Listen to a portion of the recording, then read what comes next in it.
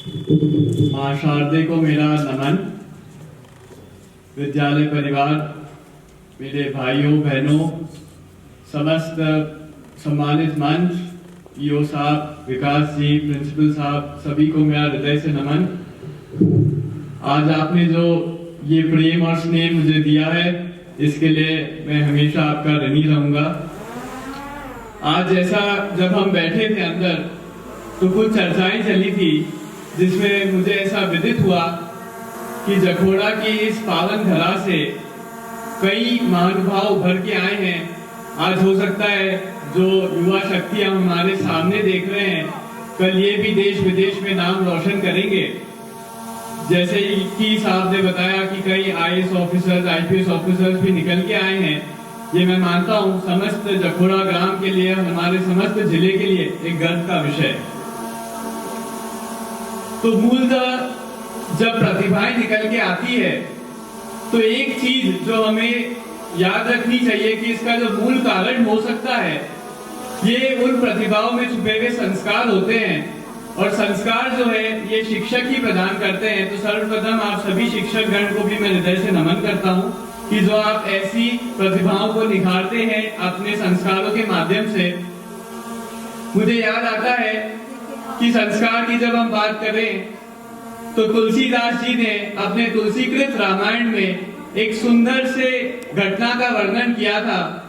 उन्होंने बताया था कि जब रावण अपने अंतिम समय में जब घायल था, तब एक प्रश्न उभर के आता है कि रावण अपने आप से पूछता है कि मेरे में ऐसी क्या कमी थी कि जब सबसे सर्वश्रेष्ठ सेना मेरे पास है, सबसे अधिक धन मेरे पास है, मेरी खुद की जमीन है, तो भी एक व्यक्ति, एक साधारण व्यक्ति कुछ बंदरों को लेके, कोई हथौड़ियां और पत्थर लेके मुझे परास्त कर सकता है, तो ऐसी क्या कमी मुझमें रह गई होगी।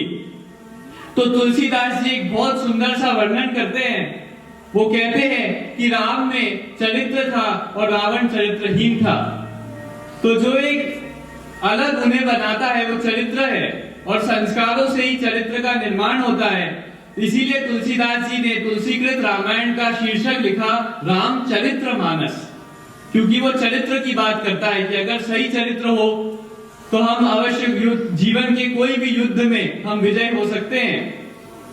उसी प्रकार से आज हम सब, भले ही हमने रामचरितमानस तो नहीं पढ़ा होगा, लेकिन उसकी एक पंक्ति हमें अवश्य रूप से याद होती होगी।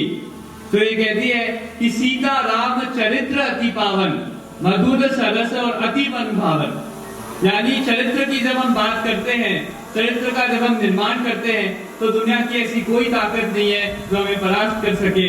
और मैं मानता हूं कि आज आप ये विद्यालय परिवार जो एक संस्कार बच्चों में देता है, उसी से चरित्र का निर्माण होता है और आगे जाके ये देश का नाम रोशन करते हैं। तो आज जो ये सराहनीय कार्य जो किया जा रहा है, जो निःशुल्क यूनिफॉर्म वितरण का कार्यक्रम है, इसी के लिए एक छोटी सी भेंट इस विद्यालय परिवार को मैं भी करना चाहता हूँ। हम समस्त एक खेल किट का सामान भी लाए हैं, जिससे आप बच्चों को हम देकर चाहते हैं कि आप खेल में भी अपना रुझान दिखाएं और देश का नाम रोशन करें।